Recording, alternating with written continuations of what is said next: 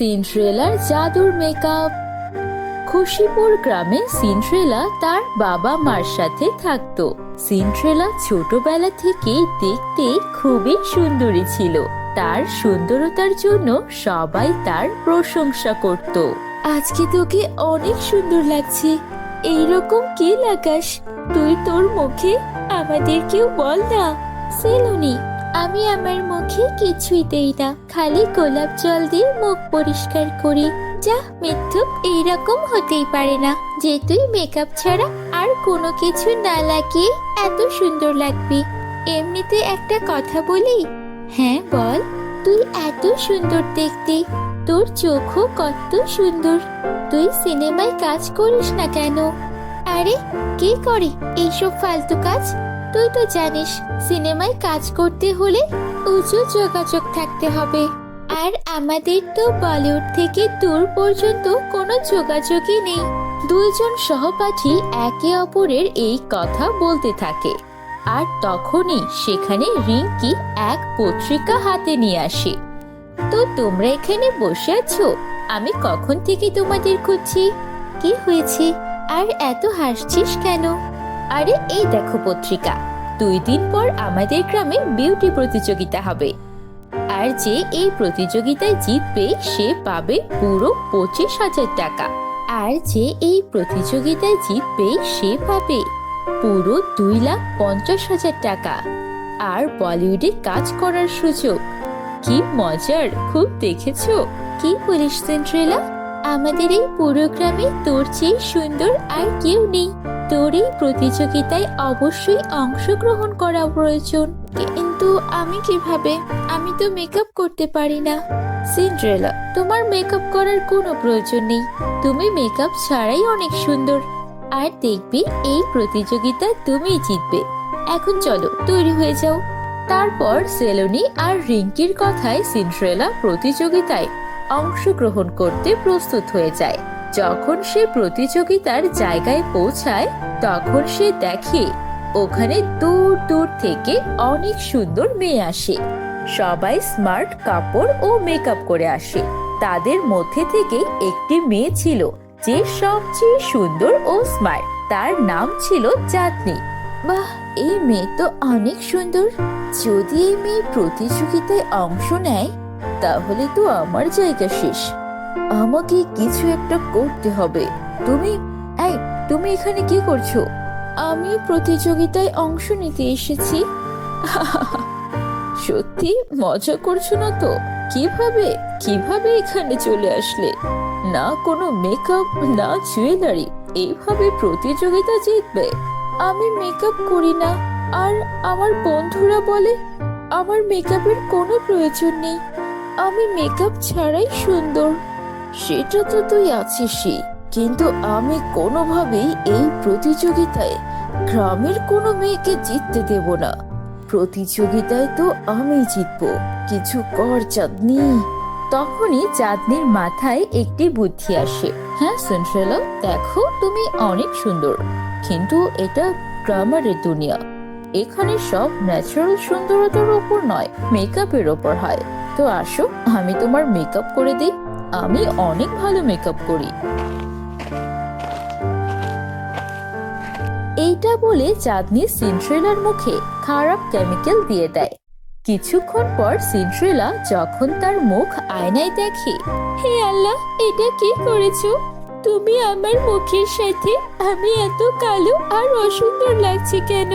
এটাই তো প্রতিযোগিতা বেবি, এখানে অন্যজনকে নামিয়ে এগিয়ে যেতে হয়। Tata baby. কেমিক্যালের জন্য সিন্ড্রেলার মুখ কালো এবং অসুন্দর হয়ে যায়, যার জন্য তাকে প্রতিযোগিতা থেকে বের করে দেওয়া হয়, আর চাঁদনি সেই প্রতিযোগিতায় জিতে যায়। সিন্ড্রেলা কান্না করে প্রতিযোগিতা থেকে চলে আসে। তখন তার সহপাঠী সেলুনি বলে, আমাকে মাফ করে দাও সিন্ড্রেলা, আমার তোমাকে সেখানে পাঠানোই উচিত হয়নি। তোমার এই অবস্থার জন্য আমি দায়ী। না সেলুনি, এখানে তোমার কোনো দোষ নেই, ভুল আমার এভাবে কারো উপর ভরসা করা উচিত হয়নি। সেই দিনের পর থেকে সিন্ড্রেলা পুরোপুরিভাবে ভেঙে পড়ে। আগে যখন মানুষ সিন্ড্রেলার সুন্দরতার প্রশংসা করত, কিন্তু এখন সবাই তার অসুন্দর মুখ নিয়ে হাসি তামাশা করে। সিন্ড্রেলার মানুষের কথায় বিরক্ত হয়ে নিজেকে সবার থেকে আলাদা করে রাখে। সিন্ড্রেলা এখন কারোর সাথে কথা বলে না, সে একা থাকতে থাকে।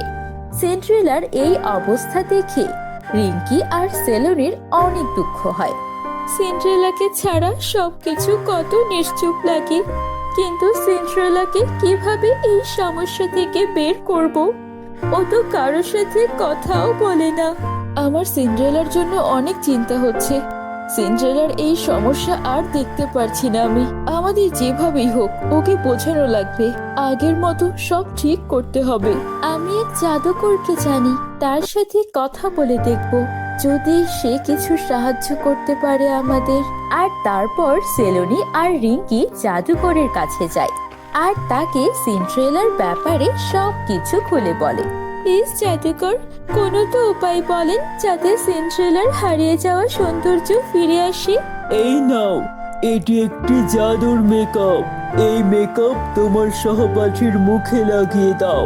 এটা লাগাতেই সে আগের চেয়ে আরো সুন্দর হয়ে যাবে। রিঙ্কি আর সেলোনি জাদুকরকে ধন্যবাদ জানিয়ে সেই মেকআপ কিটকে এনে সিন্ড্রেলাকে দেয়। সিন্ড্রেলা, এখন তোমার চোখের জল মুছে নাও, তোমার খারাপ দিন শেষ হয়ে যাবে। এই দেখো, আমরা তোমার জন্য কি এনেছি। এটা তো মেকআপ কিট। দুনিয়ার কোনো মেকআপ কিটই আগের মতো আমাকে করে দিতে পারবে না। তুমি এটাকে এখান থেকে নিয়ে যাও। সিন্ড্রেলা, এটা সাধারণ মেকআপ কিট না, জাদুই মেকআপ কিট। এটা লাগাতেই তুমি আগের চেয়ে আরো সুন্দর হয়ে যাবে।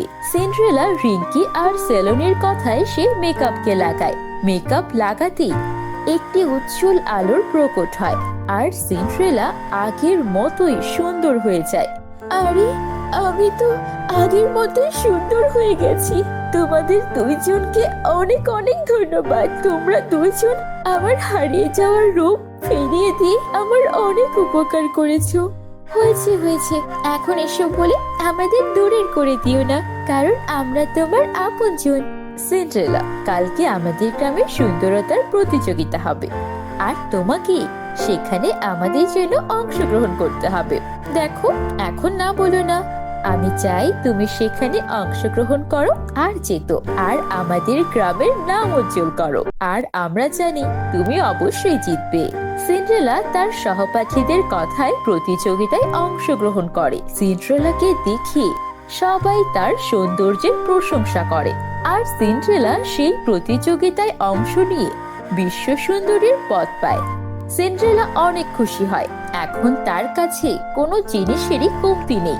সে যখন অফিসে চাঁদনি সেখানে আসে। সিন্ড্রেলা, আমাকে মাফ করে দাও। আমি তোমার সাথে অনেক অন্যায় করেছি। সেই দিন আমার জন্য সেই প্রতিযোগিতা জেতা অনেক প্রয়োজন ছিল। আমার মায়ের চিকিৎসার জন্য 2.5 লাখ টাকার প্রয়োজন ছিল, আর যেটা আমি সেই প্রতিযোগিতা জিতে পাই। জানি আমার কাজটি অনেক খারাপ ছিল, কিন্তু আমার কাছে আর কোনো উপায় ছিল না। প্লিজ আমার বোন, আমাকে মাফ করে দাও। কোনো ব্যাপার না, আমি আগের কোনো কথা মনে রাখিনি।